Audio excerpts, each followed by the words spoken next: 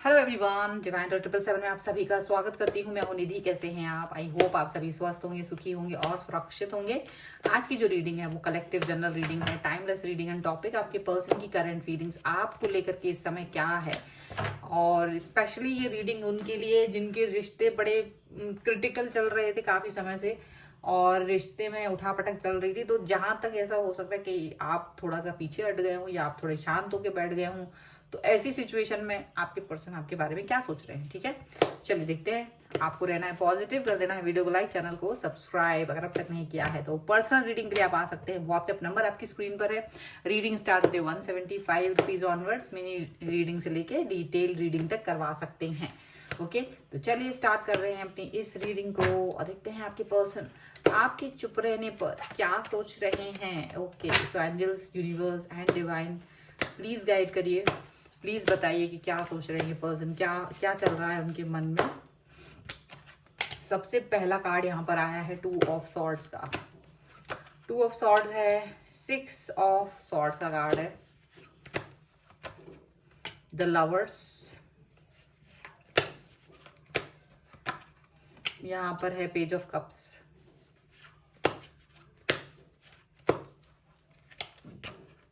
The devil,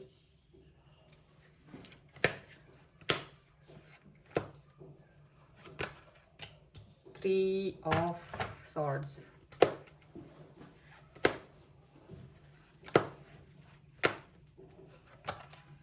यहाँ पर है एस ऑफ सॉर्ड्स का कार्ड, किंग ऑफ सॉर्ड्स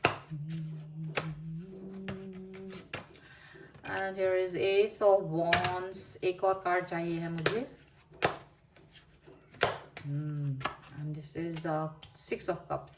तो यहाँ ज्यादातर देखिए सॉर्ड्स की एनर्जी ज्यादा है। आज की जो ये रीडिंग है इसमें सॉर्ड्स की एनर्जी ज्यादा आई हुई है। ठीक है, और ये जो पर्सन है इनकी जो राशियां हैं वो है Aries, Leo, Sagittarius and Libra, Aquarius, जामनी एंड कैंसर, स्कॉर्पियो, पाइसेस के ये पर्सन हो सकते हैं। Okay, and devil and lover दोनों की ही एनर्जी यहाँ पर है। डेविल भी है, लवर्स भी हैं, दोनों कार्ड्स यहाँ पर आए हैं। इसके अलावा यहाँ पर है 2 of cups reverse, king of coins reverse, 10 of wands reverse.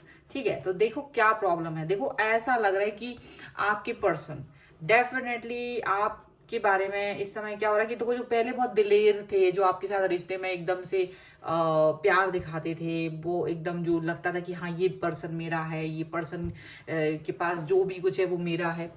एक कॉन्फिडेंस था आपको इस व्यक्ति पर, आपको बहुत प्यार था इस व्यक्ति से। ये आप लोग मना लेते थे, रूठ जाते थे, मना लेते थे, बहुत सारी चीजें होती थी, मना लेते थे। यहाँ पर ऐसा दिख रहा है।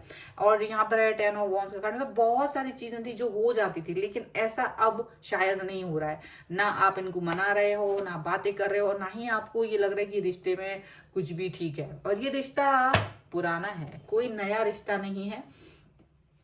रिश्ता काफी पुराना नजर आ रहा है, ऐसा लग रहा है काफी पुराना रिश्ता है।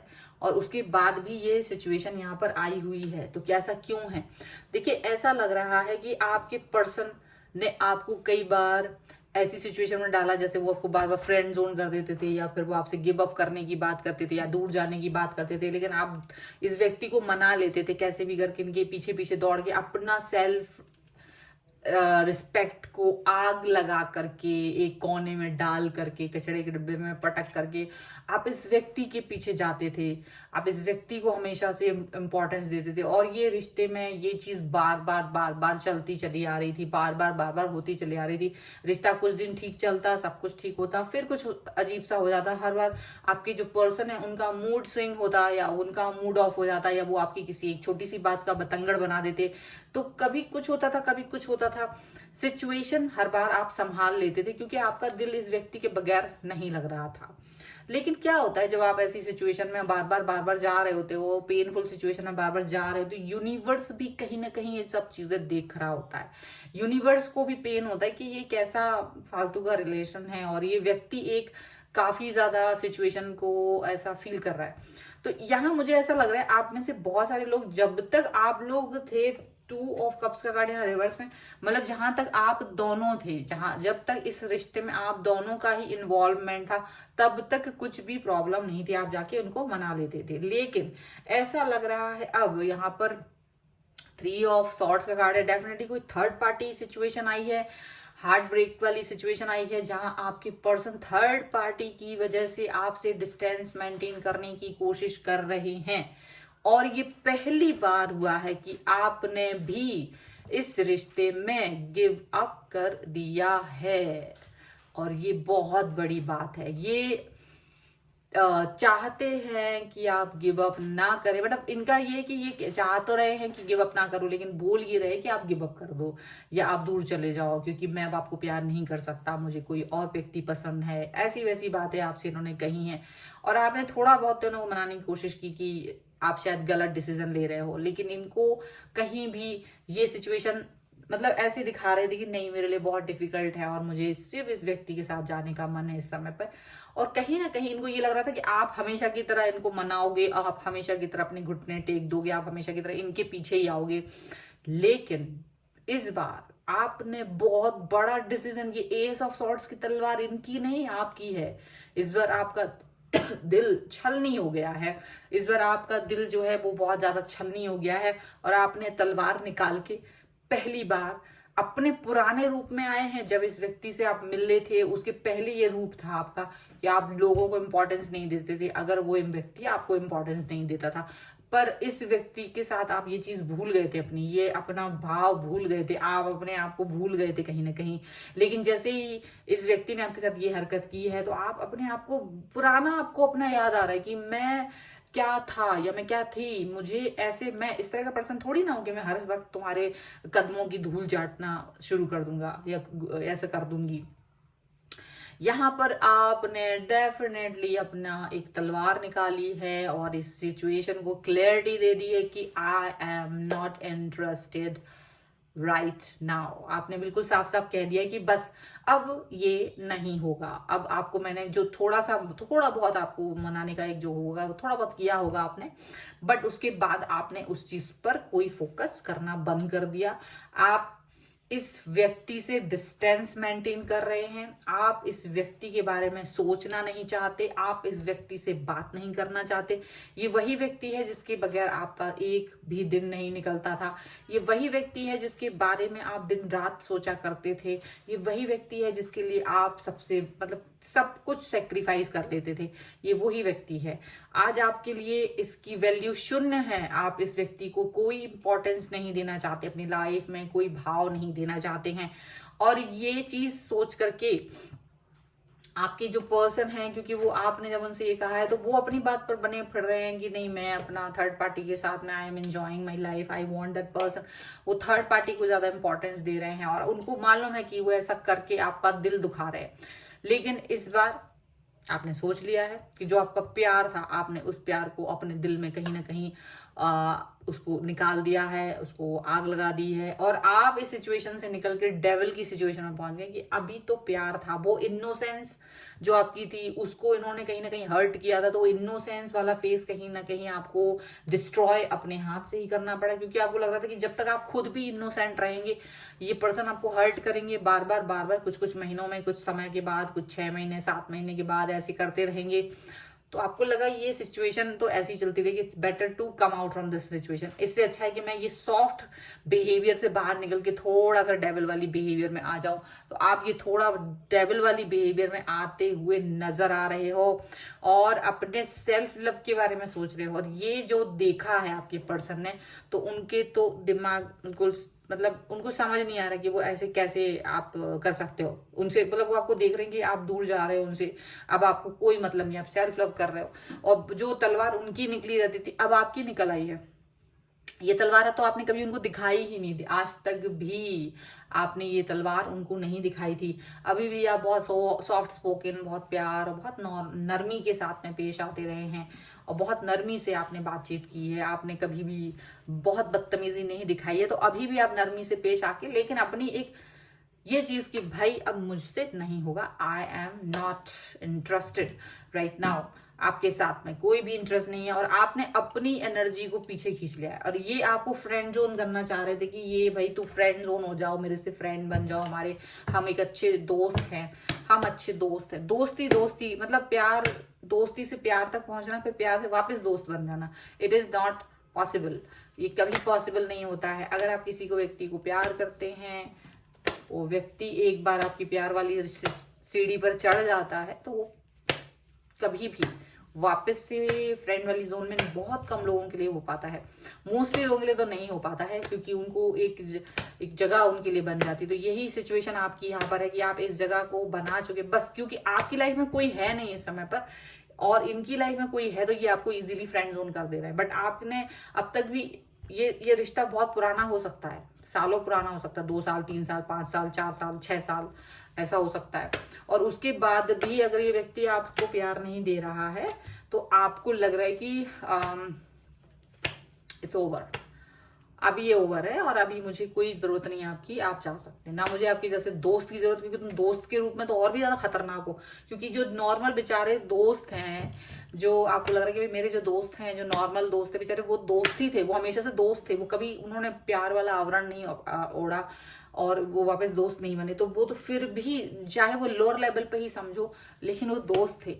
आप एक ऐसे दोस्त से प्यार के रिलेशन में आए और आपने प्यार वाले रिलेशन में बहुत कुछ एडवांटेजेस भी उठाए और उसके बाद अब आप दोस्त बनना चाहते हो। तो जब जैसे तुमने प्यार वाला चीजें मेरे हाथ से ले ली हैं, अब तुम मेरे प्यार नहीं हो, तो अब कैसे मैं किस मुंह से तुमको अपना दोस्त बनाऊं? मतलब दोस्ती पे तो तुम्हारे और भी मुझे ट्रस्ट नहीं है क्योंकि तुम किस तरह के दोस्त साबित हो सकते हो, तुम पे तो और भी ट्रस्ट नहीं किया जा सकता।